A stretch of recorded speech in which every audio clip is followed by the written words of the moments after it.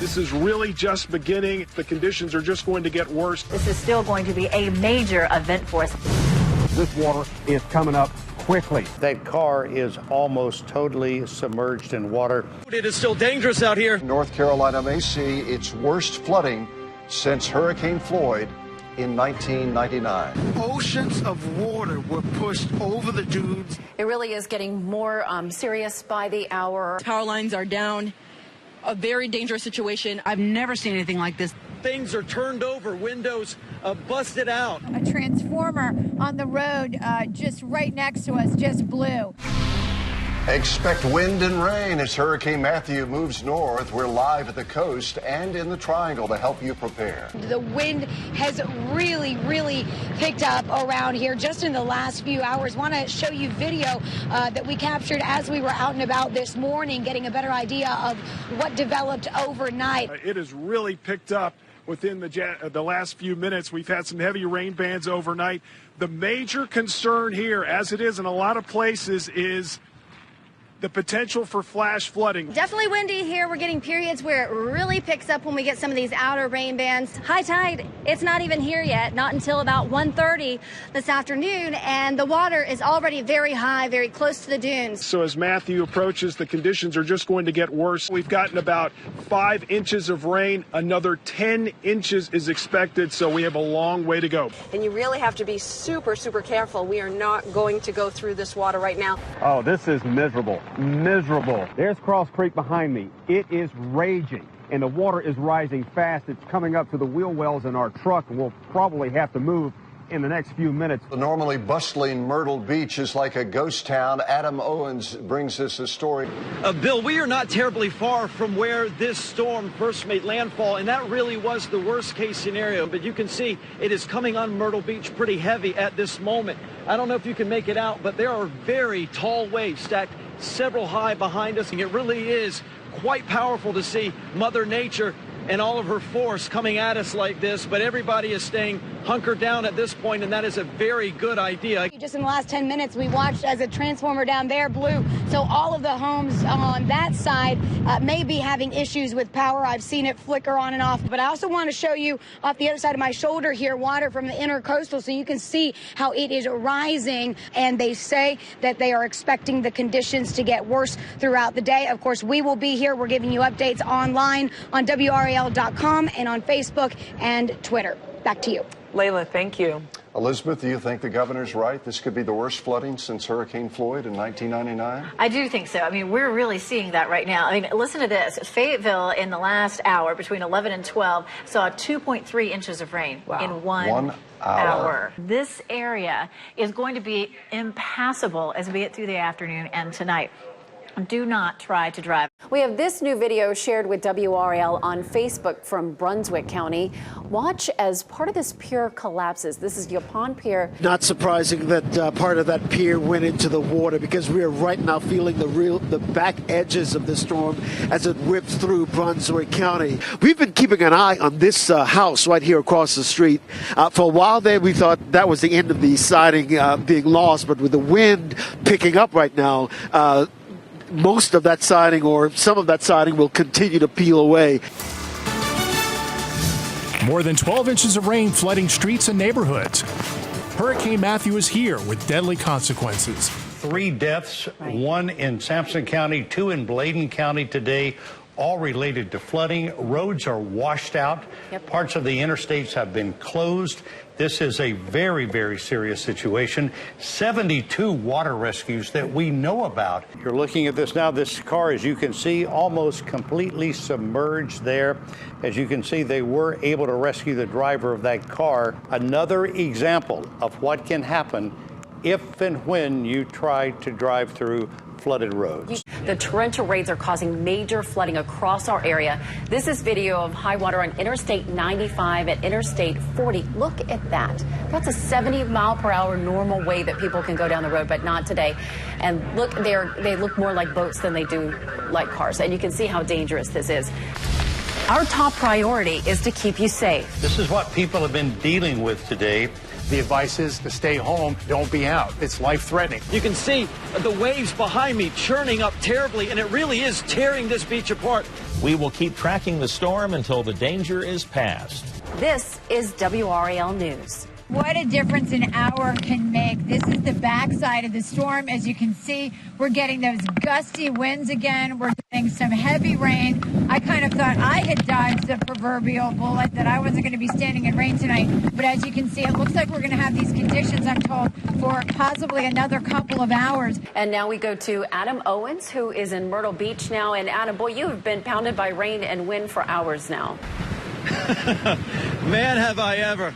Deborah, David, I believe it has done a number on this area in Myrtle Beach. Man, and I believe Hurricane Matthew still has our number. These wind gusts really have not let up. There was a time when a lot of people here locally, particularly when the rain stopped and the wind shifted, there was a lot of people we talked to who thought, well, the worst is behind us. But very quickly, they realized this is far from over. As a matter of fact, here in Myrtle Beach, at 6 o'clock this evening, they put a curfew in effect. And I can tell you firsthand that they are serious about that curfew. Thank you for staying with us. Our weather coverage continues right now on WRAL. Matthew has pounded North Carolina throughout the day, and it's a storm we will definitely be dealing with in the days and weeks to come. We have seen winds, rain, a lot of flooding and deaths in this state. If you haven't lived through this before, it's just hard to believe your area is going to flood. It's going to be an emergency, so you choose not to go to a shelter. Why should I leave? 3 or 4 hours later, you're trapped. Even a lot of us have been through storms like this before. So there are areas that are seeing the type of flooding and damage they have never seen before, even though we've been through some really powerful, dangerous storms before. And here's some things to remember if you're here in Wake County. The entire county is under an emergency right now. Raleigh police a half hour ago sent us a message saying that every police officer with a Raleigh PD is working tonight, and every officer is working on a water-related call. They are not answering any other messages. In fact, their opening line was, "The city is under water." And they said, please, please, please do not go out. It's gotten a whole lot windier. I'm hoping you can hear me than it was a little while ago when we talked to you. The rain is still coming down at a pretty good clip, and about 2 minutes ago, a transformer on the road just right next to us just blew. So definitely the backside of this storm is going to cause some possible problems here in Wrightsville Beach. Now, Nick Stevens, he has been out and about tonight. He is now live at a shelter in Nash County. And Nick, I even saw you tweeting a short time ago about an animal shelter flooding. Yeah, the Nash County Animal Shelter here actually has some flooding issues, and so they're going to be evacuating the animals here to Nash Central High School, which is where we are right now. Oh, it's just getting bad out there, and the water continues to rise, being rescued from cars, from their homes, from the streets. When the morning light comes, we're going to find a lot of damage in a lot of places we know about and a lot of places we don't know about. And I want to show you some video about one we do know about, a sad one that came to light not too terribly long ago. It was a fire. It is down in the Cherry Grove section, that is the north of us here in Myrtle Beach. And the fire grew, it expanded to multiple structures. Now, at one point we were told it did not appear as if emergency officials would be able to get to those people to do anything to try to put that fire out because of obvious reasons, the storm that we are experiencing right now. Matthew has not been kind to us here in South Carolina, and I can speak specifically for Myrtle Beach. Again, in the morning, we'll see exactly what we have left and what we were given. Back to you guys. Still seeing those very, very high winds there, and being blown around. Adam Owens live in Myrtle Beach. Thanks, Adam. Right now on WRAL, as you can see, Matthew has a devastating impact on North Carolina. 3 storm-related deaths are reported. 4 people are missing.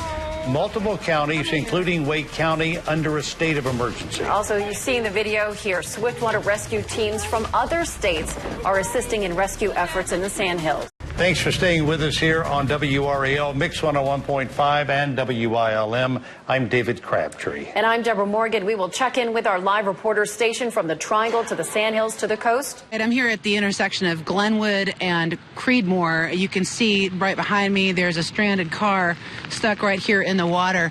And if you look a little bit further down Creedmoor, you can see several stranded cars that are trapped in those floodwaters down the street. They've been here the entire time we've been out here. We have not seen anybody around them, so we're assuming that they've all been cleared out and they're safe. Now, something really amazing. Everybody knows Crabtree Creek floods, of course, when there are heavy rains, but I've never seen anything like this. This is the parking lot at the Sears at Crabtree Valley Mall. It is about 2 feet deep in water. They closed them all early today at 1:30. That turned out to be a really good decision. It was not only here, Matthew also hammered the South Carolina coast. We've seen some dramatic images out of Myrtle Beach, and that's where we find Adam Owens. Adam? And Deborah, David, we're hoping that drama is finally paring itself down a little bit. We hope we're near the end of it.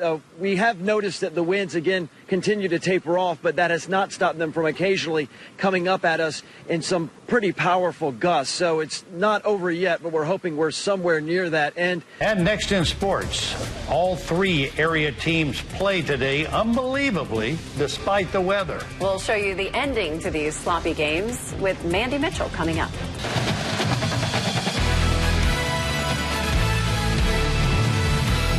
We'll just call it the hurricane game. The NC State Notre Dame game will be remembered for quite some time. Now, we did reach out to NC State to ask why exactly they decided to play the game, even though the weather was what it was today. They told us there was no lightning, so they thought it was safe. The play was just as sloppy as the weather today. First half, fumble after fumble. Notre Dame fumbles it away, and then State would return the favor on the next possession. Look at that field right there. Just crazy conditions for this game. The Pack up 3-0 at halftime.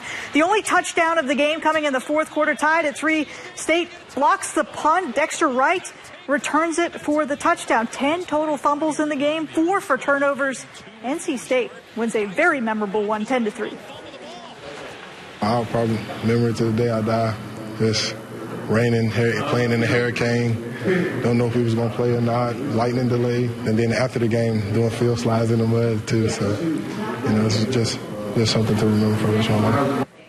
UNC decided to play Virginia Tech this afternoon, saying ACC policy requires teams to play if it is safe on campus. The conditions are not wonderful for Larry Fedora's offense. That's apparent. Mitch Trubisky throws an interception. The Hokies would get a field goal off that turnover, makes it 3-0. The Tar Heels fumble the football 3 times. They lose 2 of those. Look at Chris Francis right here. Look how slippery the ball is. Nobody could come up with it. Virginia Tech would score on that too, makes it 6-0. Second quarter now. First touchdown, Jerron Evans to Chris Cunningham. UNC is down 13-3 at the half. That's really all the Hokies would need. North Carolina can't do anything on offense, only gaining 131 yards, the lowest under Fedora. They lose at 34-3. It's still raining out there in a good many areas, just thankfully not nearly as hard as it was earlier. And this entire shield will shift eastward overnight. And when you get up first thing in the morning, assuming it's like around 7-8ish, you might even see the sun here in the Triangle, which will be a nice sight.